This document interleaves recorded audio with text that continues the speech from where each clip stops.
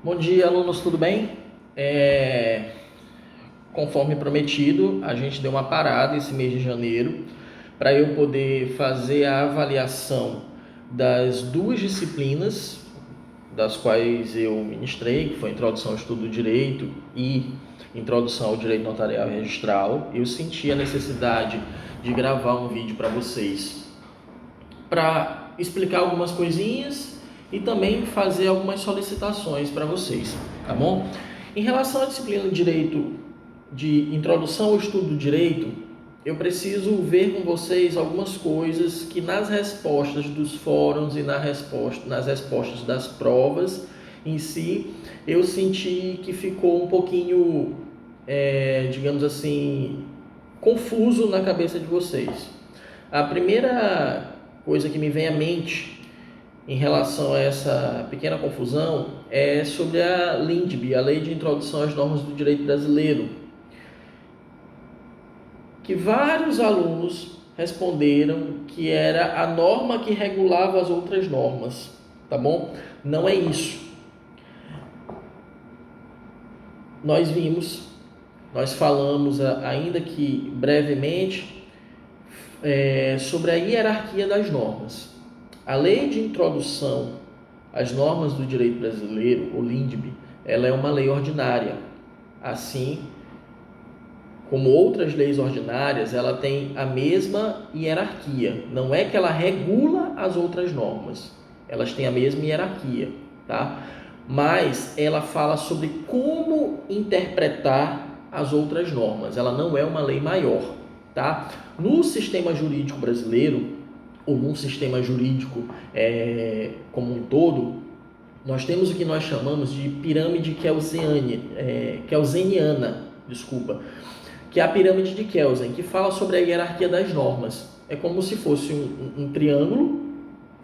No ápice, aqui na ponta, está a Constituição, tá? E abaixo da Constituição, a gente vai ver os outros normativos. Então, a lei mais importante de um ordenamento jurídico é a Constituição. E abaixo dela vem os outros normativos, como lei complementar, leis ordinárias, resoluções, portarias, leis delegadas, etc. Tá bom? Então a LINDB, ela não regula ou ela não é maior que outras leis. Ela apenas dá a ideia de como nós devemos interpretar as outras leis. Tá? Outra questão é que numa das aulas no vídeo que eu falei sobre a LINDB, eu falei que era uma lei que tinha 19 artigos, se eu não me engano. Só que essa lei ela foi alterada recentemente e passou a conter muito mais artigos. Os 19 artigos ao qual eu me referia era sobre essa parte geral. E depois ela começou a introduzir normas de direito administrativo. Tá bom?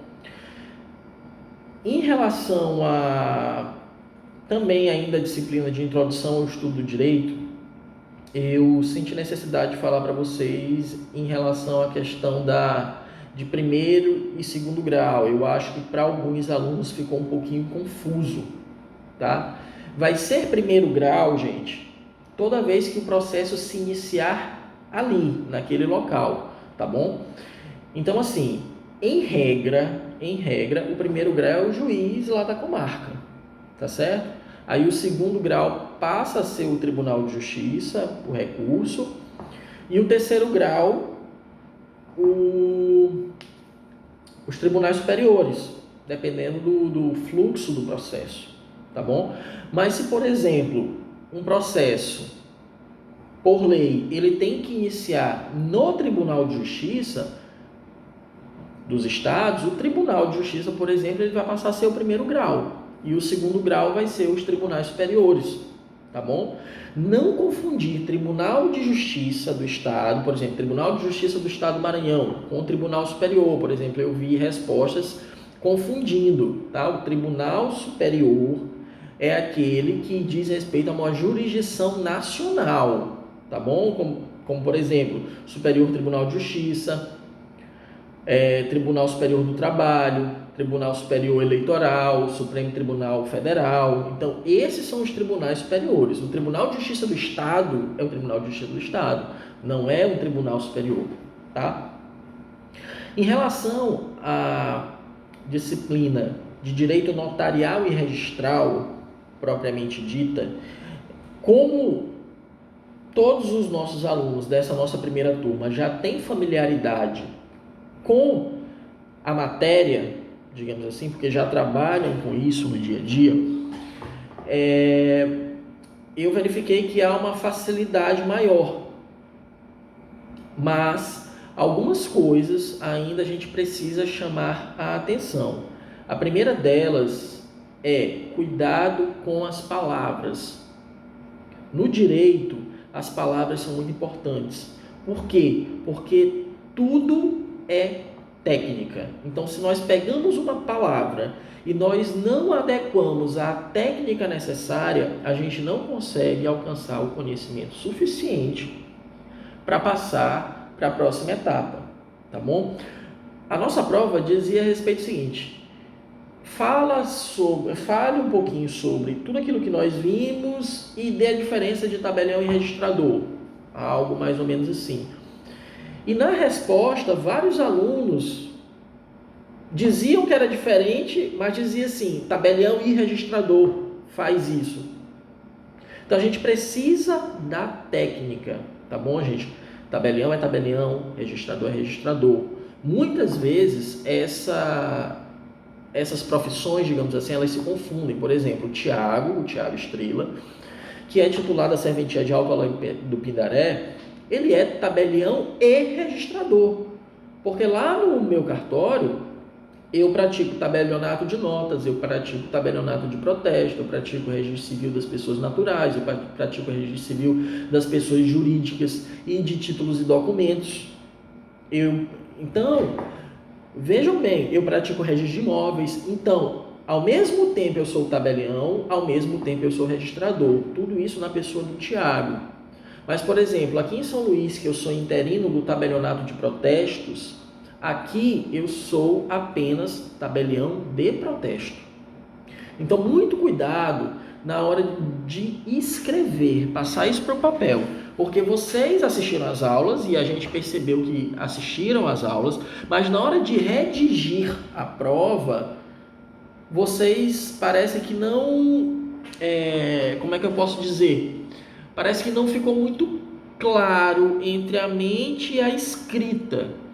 Então, eu aconselho a vocês, antes de salvar a prova, leiam uma vez, releiam 2 ou 3 vezes, para a gente ver a questão do português, para a gente ver a questão da coerência, para a gente ver a questão da pontuação, porque tudo isso é importante. Lembrem-se o seguinte: nós trabalhamos com a palavra, tá?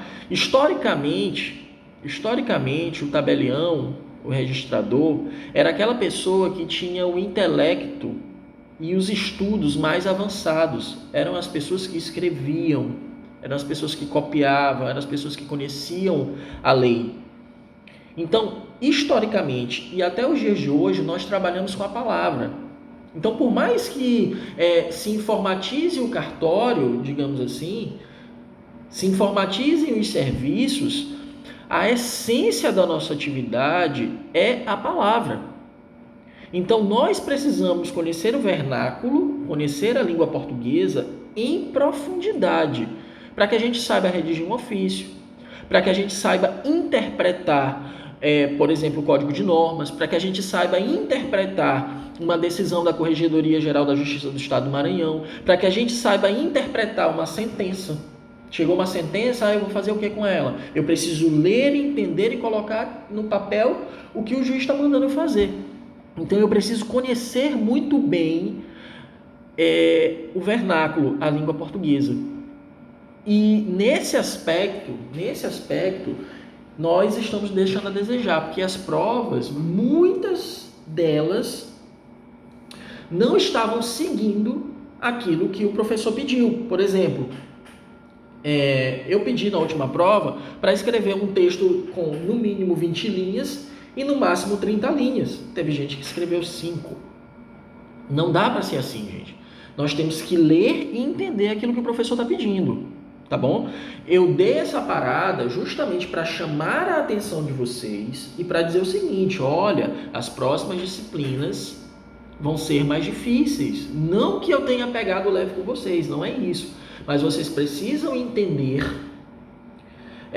o processo, vocês precisam entender o procedimento, tudo aquilo que nós falamos, tanto na disciplina de Direito de Introdução ao Estudo do Direito, como Introdução ao Direito Notarial e Registral, vai servir de base para que vocês agora aprendam administrativo, constitucional vocês já viram, para que vocês aprendam processo civil e até mesmo as cadeiras de Direito Notarial e Registral.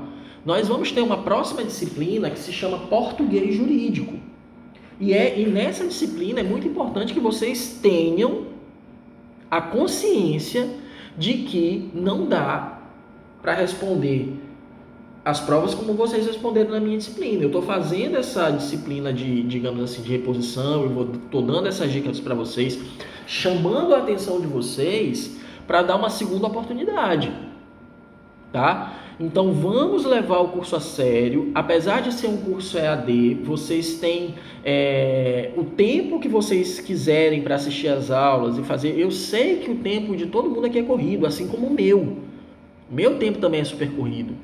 Então, nós precisamos nos dedicar, tá? Eu preciso que vocês coloquem as dúvidas de vocês lá no Tira Dúvidas. Eu preciso que vocês respondam os fóruns, tá? Teve semana, na verdade, dessas duas disciplinas que ninguém perguntou absolutamente nada.